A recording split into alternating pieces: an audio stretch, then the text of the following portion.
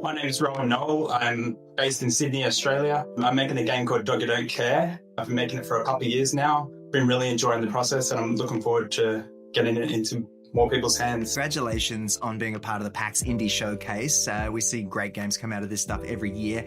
How did it feel to see Doggy Don't Care alongside some of the other best indie titles out there? It must have been a strange, exciting feeling to get that email. Yeah, it was really surreal because I actually applied last year and I didn't get it. And I went down to PAX as my first PAX. I'd never been physically before. I'd always been a huge fan, but I've never actually been. So I went down last year having not got the spot, and I was devo, obviously, but walking around the PAX floor, I saw the quality of the games that were actually there, and I was like, okay, I've got some work to do. So I came home and really polished and refined my game idea and character, and just hoping that I could get it up to the scratch of what PAX is looking for. And the fact that I was able to do that and got that email was a mind-blowing experience, and I'm so excited to get that. I'm so glad that you took that experience and that devastation and actually turned it into a bit of fire under your, into the project to deliver something that is more polished and all of that. It's great to see. Having my own little Digby dog at home, he pops up on the stream from time to time. Did you base any of the dog's personality off a real life experience? Because I tell you what, the dog in the game is quite cheeky, to say the least. Yes, so Digby's fallen asleep there. I don't think he cares about what's happening right now. There's a bit of a story behind it. So I started making this game because we were going to adopt a dog. We were actually looking into the process of getting one, and I had all this anxiety around that the dog would be really bad, naughty, mischievous dog and start chewing on things. I had this really weird fear of this dog chewing my couch and having to replace the couch every month and spending $3,000 on a couch every month, so stuff like that. And so I was just obsessed about that. So it was, it's based on real life dogs, but not any one specific dog. It was more about my anxiety about getting the dog, which turned into this manifestation, Charlie. And after getting Charlie, the main problem in my life has been getting this game finished. Charlie has been an angel. Oh, that's so cool. So again, the dog's quite cheeky, chews on things, jumps on things, scans its, butt on the fax machine there, the copier. But urination, it's an interesting gameplay mechanic I've seen many, many years ago. Conkers Bad Fur Day was one I played growing up where urination was a key mechanic. It was the first time I'd seen it. Absolutely loved it, thought it was hilarious. You've lent into that. Dogs obviously urinate a lot. Take us through a little bit about the pee everywhere mechanic. How did that make its way into the design document? Yeah, so besides the point that I think with a dog game, everyone's going to want to pee. So I think it just had to be in there at some point. But looking back, it was actually one of the first mechanics. It was actually literally the first mechanic I put in the game. When I dropped the little dog into the void of Unity, the first thing I got him to do was lift his little leg and show a little yellow circle showing up underneath him, because this was my first 3D game that I built in Unity. So I was learning as I went. So I was like, let's see if I can get this P mechanic to work. And I got it to work and I was like, that is hilarious. And then I continued along with that route and ended up changing the mechanics so the P actually falls out of his groin area as a waterfall, which then led into the opening shot on some of my trailers, which is him peeing off the piano. And that was a aha moment for me. I was like, I've just got the iconic shot for my game, dog peeing off the piano, the piano. Very nice. I love how unfazed the character's facial animations are. It's very there's something very clever about that as well. Where'd you get the inspiration for the dog itself in terms of the cartoon element almost, or the caricature?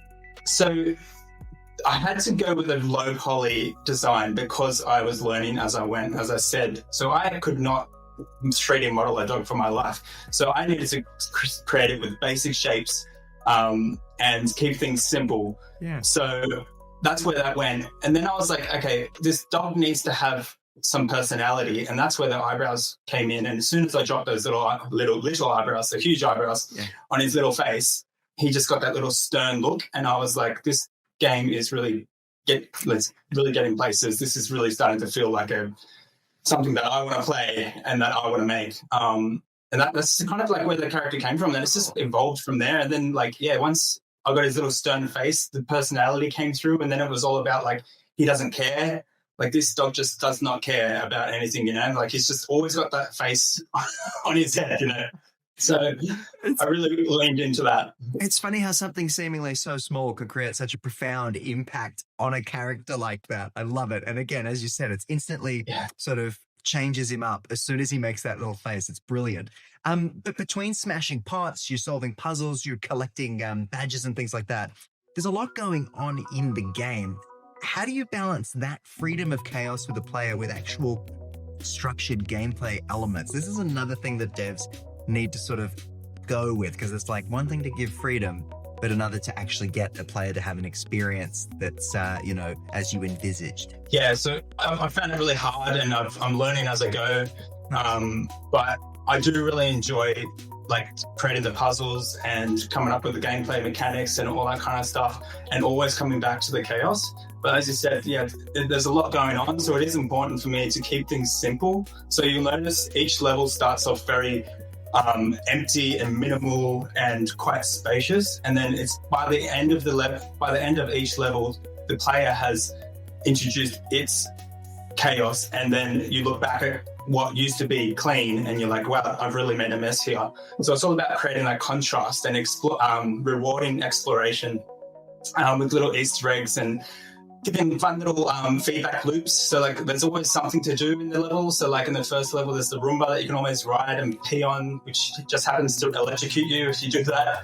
And then on the farm level, there's frogs that you can squash. When you're getting from A to B, there's always these little moments that kind of reset your interest and engagement with the whole thing. It's very, and again, it's very clever.